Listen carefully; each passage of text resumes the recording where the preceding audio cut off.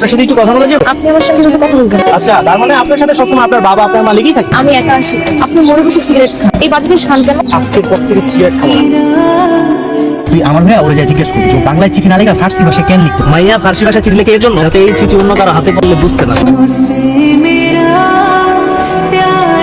এই যে শুনতেছেন, ফার্স্ট ইয়ার বই খাতা গুছাতে গিয়া এই যে এটা পাইছি। এই তসলিমা, এটা কি তুই বুঝছ না? কি মনে করছিস এটার ভাষা বুঝবি না দেখে আমরা কিছুই বুঝবো না? কি হচ্ছে তাসলিমা, এত জরুরি ডাকলা? আপনার আম্মা আমাদের কথা জানি না, তারা এখন আমার অন্য একটা ছেলের সঙ্গে বিয়ে দিয়ে দিবে। বিয়ে দিয়ে দেবে মানে? আপনার আমার আব্বু আমার কেউ পছন্দ করে না। ছেলে হিসেবে আমি কোন দিক দিয়ে খারাপ? আপনি তো জানেন আমরা নামাজে পড়ি, এই ছেলের সঙ্গে আমার বিয়ে ঠিক করছে, 5 ওয়াক্ত নামাজ পড়ি। তোর আব্বাকে যে বলো আমি চেঞ্জ হয়ে যাবো, আমাজও বলবো।